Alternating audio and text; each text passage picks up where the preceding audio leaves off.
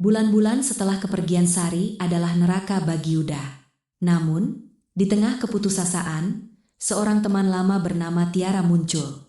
Tiara adalah seorang peneliti medis yang pernah ia bantu saat kuliah. Apa sebenarnya yang terjadi? Maka mari kita dengarkan ceritanya dari awal.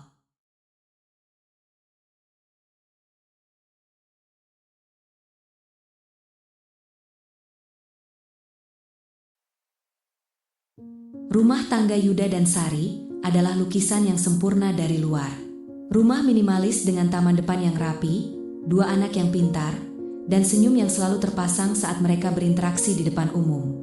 Namun, di balik pintu tertutup, dinding-dinding itu menyimpan kebisuan yang memekakan.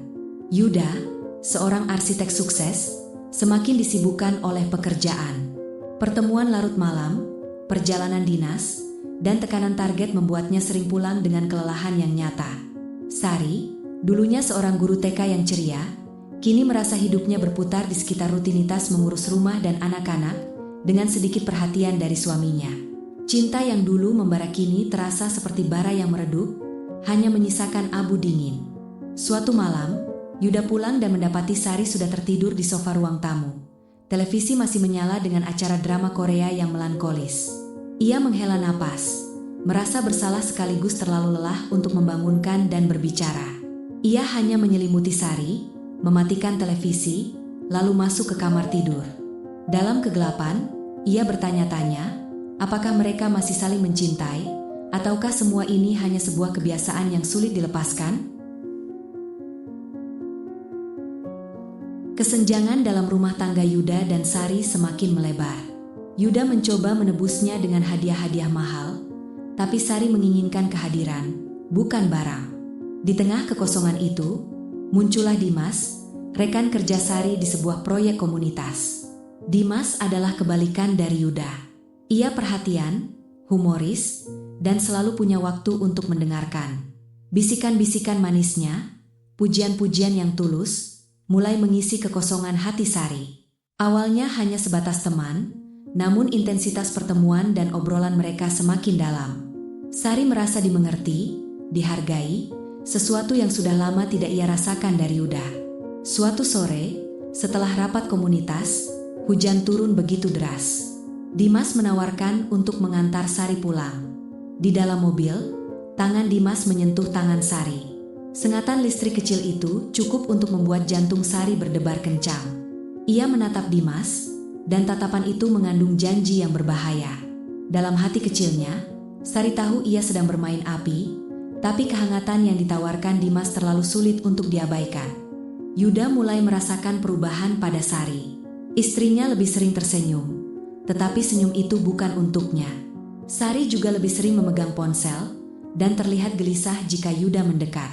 Firasat buruk mulai menghantuinya. Suatu pagi, saat Sari mandi, ponselnya berdering. Nama, Dimas Proyek, tertera di layar.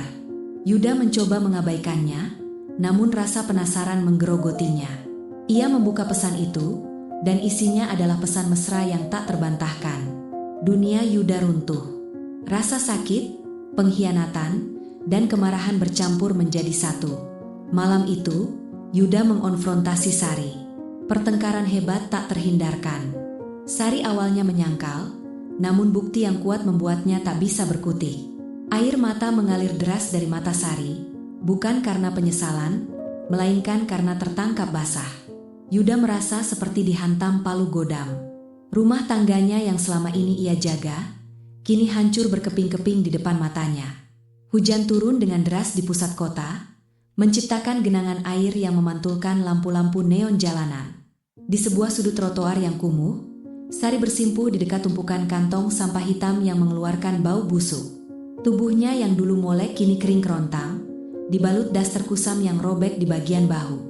Rambutnya yang dulu selalu ia rawat di salon mahal kini gimbal dan berminyak. Sari sedang mengais sebuah kotak styrofoam bekas yang ia temukan di atas tumpukan sampah, berharap ada sisa nasi yang bisa mengganjal perutnya yang sudah 2 hari tidak diisi. Saat ia berhasil menemukan sepotong tulang ayam sisa, sebuah mobil mewah berwarna hitam metalik berhenti tepat di depannya karena lampu merah. Cipratan air dari ban mobil itu mengenai wajah Sari. Ia hendak memaki, Namun suaranya tercekat di tenggorokan saat melihat logo merek mobil tersebut. Sebuah kendaraan yang harganya mungkin cukup untuk membeli 10 motor sport mantan selingkuhannya dulu. Perlahan, kaca jendela mobil yang gelap dan anti peluru itu turun dengan suara desis halus. Mata Sari membelalak. Di balik kemudi, duduk seorang pria dengan setelan jas rapi berwarna abu-abu gelap. Wajahnya segar, rahangnya tegas, dan tatapannya sangat tajam. Itu Yuda. Pria yang dulu ia tinggalkan dalam keadaan sekarat dan muntah darah, kini terlihat 10 tahun lebih muda dan ribuan kali lebih berwibawa. Di samping Yuda, duduk Tiara. Ia mengenakan gaun sutra yang elegan, jemarinya yang lentur menggenggam tangan Yuda dengan penuh kasih. Tiara tampak begitu bersinar, tipe wanita yang memancarkan aura kelas atas tanpa perlu berusaha keras. Yuda, bisik Sari parau. Suaranya tenggelam oleh deru mesin mobil yang halus. Yuda menoleh perlahan. Tidak ada kemarahan di matanya. Tidak ada dendam yang membara. Yang ada hanyalah tatapan datar, seolah ia sedang melihat orang asing yang malang, atau mungkin lebih buruk. Ia menatap Sari seolah wanita itu adalah bagian dari tumpukan sampah di belakangnya. Sari, Yuda berucap tenang.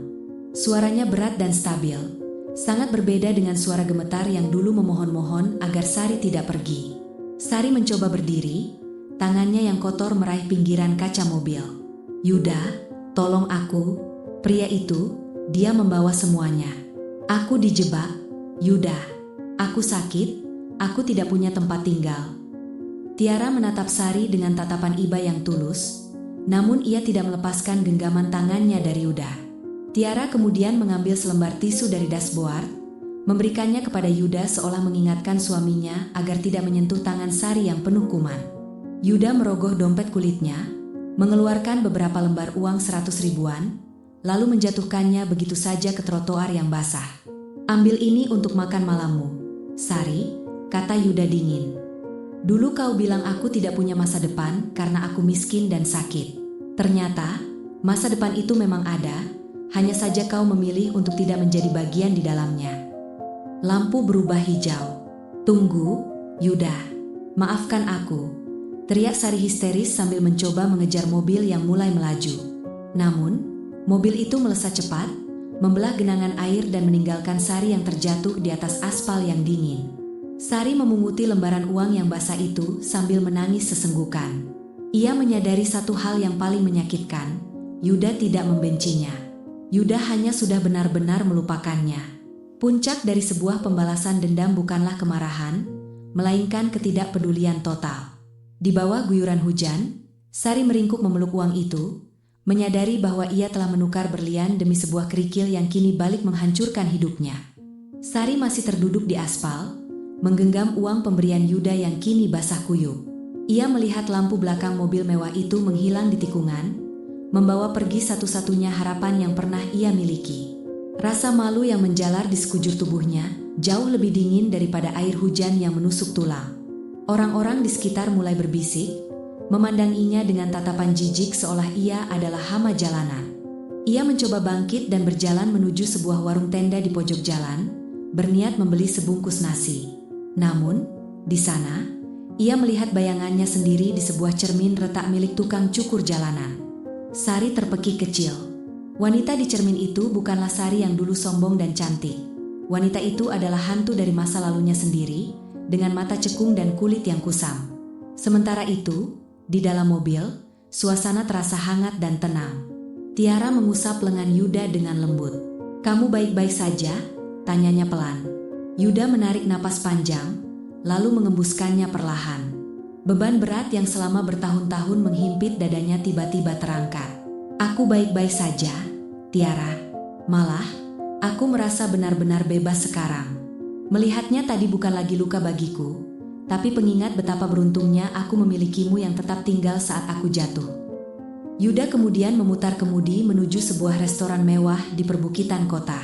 Di sana, mereka merayakan keberhasilan proyek terbaru mereka. Di bawah cahaya lilin yang hangat, Yuda memberikan sebuah kotak kecil berisi cincin berlian kepada Tiara. "Mari kita mulai hidup baru tanpa bayang-bayang masa lalu lagi," ucapnya mantap. Malam itu menjadi titik akhir bagi Sari. Ia berakhir di sebuah bangsal rumah sakit jiwa daerah, setelah ditemukan berteriak-teriak memanggil nama Yuda di tengah jalan. Menganggap setiap mobil hitam yang lewat adalah suaminya yang datang untuk menjemputnya. Ia terjebak dalam delusi tentang kekayaan yang telah ia buang dengan tangannya sendiri. Karma tidak selalu datang dengan kilat, tapi ia datang dengan presisi yang mengerikan. Yuda hidup dalam cahaya dan cinta yang tulus, sementara Sari membusuk dalam penyesalan yang tak akan pernah menemukan ujungnya. Tama.